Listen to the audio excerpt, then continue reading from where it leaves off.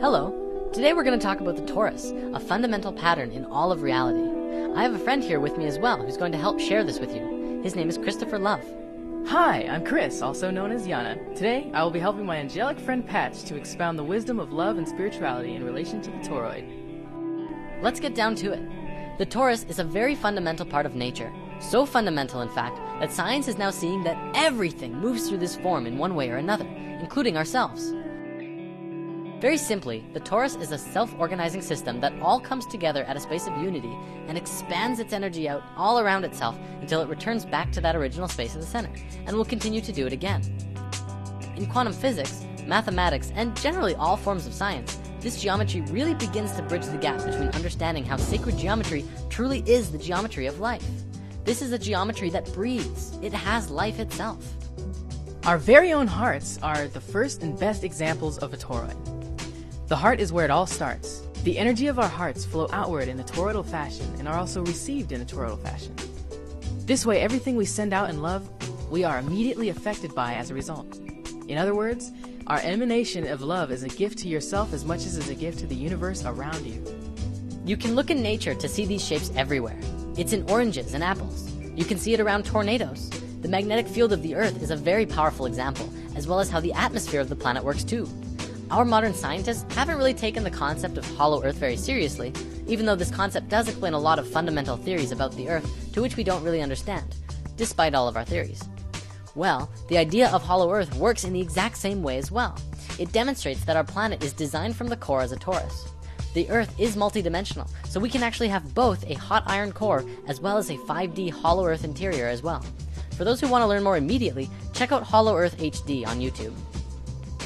Moving on, we all know the fundamental principle of the universe of as above, so below. Well, this torus is even found at the size of galaxies. Atoms even have this very geometry as well. It's quite literally everywhere. From this basic expression demonstrates how life ought to be. All of the energy that emerges from the core travels around the torus and fuels itself. It also has the ability to give to other toroidal systems, which openly practice giving and receiving. It really sets a standard for how to do things, and we can mirror this and use it in our own daily lives as well. When you give and receive openly, you allow your energy to become toroidal. When we look at the interactions between one another, we begin to see the nature of giving and receiving. If we shift how we give and receive with others, we give ourselves an opportunity to receive feedback from what we emanate immediately. This allows for an enlightening transaction of energy between all life and allows all of our communications to resonate on that toroidal frequency of love. Love is not just a feeling, it's a vibration and a frequency that is connected through all things.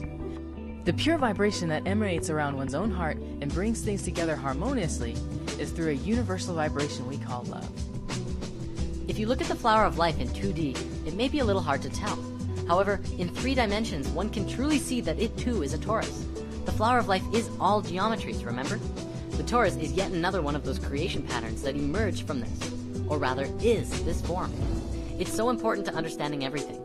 Even Nikola Tesla worked with this geometry, and through it he discovered a way to access free energy for the entire planet. Well, of course, all of the corporations of the world wanted to keep charging people for energy. And between them and the US government, all of Tesla's most amazing work was destroyed. In lesson 15, we talked a bit about this before, and now we can go deeper into it. The Institute of Heart Math, as well as Stanford University, among others, have now scientifically demonstrated that around the physical heart of your body, you have 2 toroidal fields, one inside the other, which are connected to the sacred space and the tiny space within the heart. Greg Braden has done a lot of work in explaining this to the modern world as well, and Drunvalo Melchizedek has put a lot of focus into teaching that this is some of the most important information regarding physical ascension. This is part of the understanding that is truly bridging the gaps between science and spirituality. China is doing some really amazing things. They have hospitals that are completely dedicated to the work of prana and energy, rather than the physical body of patients. In one experiment in a Chinese hospital, we see how the science of mantra is used to remove the cancer tumor of a woman in just 2.5 minutes. A mantra is a sacred sound or chant that acts as an energetic formula for prayer or meditation.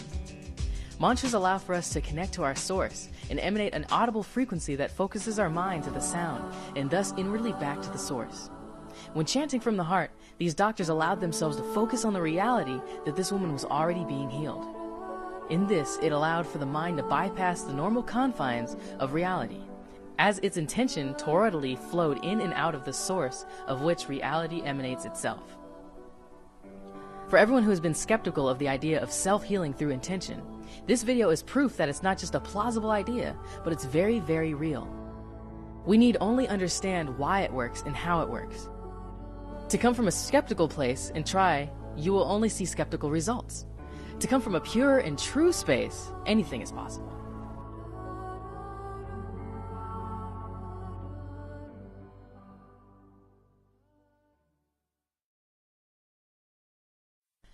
Nassim Haramein has made a documentary recently called Black Hole, which we did discuss in Lesson 18. He has done some really great work on this, and it's propelling our understanding of space into something completely new. He has demonstrated that the space at the center of the torus is literally the point of singularity, infinity, and the space where all consciousness truly resides. The source of the source field, and a space where all things are connected. In our modern physics, we don't really take consciousness and life into the scientific equations. Russian scientists are propelling their understandings of life to new levels and have even begun bridging the gaps of understanding gravity. Our Western model is not built to understand gravity, and the Russians have developed models which harmonically see that gravity itself is a conscious field, an information field of love that holds things together. It's really profound, and even quantum physics is beginning to look at this in new light. Remember in Lesson 18, we talked about the vector equilibrium. This torus form and the cube octahedron go hand in hand.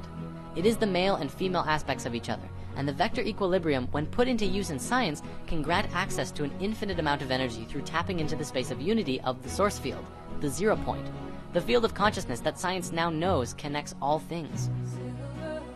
By understanding the torus and the nature of unity, one can really get in tune with themselves in relationship to the all. Let's also remember that considering our universe itself and everything within it is a reflection of this toroidal pattern, we can free our minds from the perspective that anything is separate, even as a void of a black hole contains the existence of everything supposedly outside of it. This is reflected in the psychic nature of those who in meditation dive into the void of consciousness, and those also who reach a state of Godhead awareness that includes all life in unity and love. The one is all, and the all is one. In the torus, the point of singularity, whatever consciousness is present, is the purest representation of the whole. The whole field is emerging from and returning to its original source, and all of it is conscious, and the singularity at the center is the space where it all came together and emerged out of. This can be demonstrated with the understanding of how the heart emerges in the body. If you remember from Lesson 15, the heart is the first organ to come into existence, and the rest of the body folds out of the heart itself, and then it pulls the heart into the center. The heart is truly more primal, more connected to source, and far more important than the brain.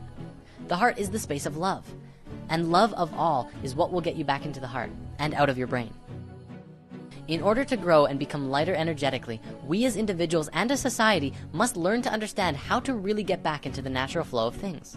This is what the natural flow looks like, among a few other forms as well. For many, understanding the torus from a left brain perspective is needed to really get back in tune with yourself. For others, you already understand it intuitively, and you just have to go with the flow and everything will work out perfectly. Well, thanks for tuning into our torus video. We're now going to go hang out on Chris's channel to continue the discussion of our eternal nature and living in the heart. If you want to follow, this is Chris's YouTube channel. He's created his own series called Angel Academy, and is definitely transforming into something beautiful. Thank you for spending your beautiful time with us, and see you next time. The earth hasn't lived in their hearts for thousands of years, but the truth is it's really simple. It's easy. A child could do it. Anyone can do it. If you find your place into the heart, everything changes in your life. You don't do things physically out into the world. You do everything from within your heart, and the heart creates what your external world is. It's another way of being. It's an ancient way of being. We used to be this way, and we've long forgotten all of this stuff. You can do this. Everyone can do it. And if you do it, if you learn to live not in your brain, not in a logical thinking world, but in a world that is female and with a heart, and that you begin to love people and your life and your situations and everything that comes to you, your life becomes easy and simple and beautiful. So I hope you find your way, because I know you can do this. We all can do this. Bye-bye.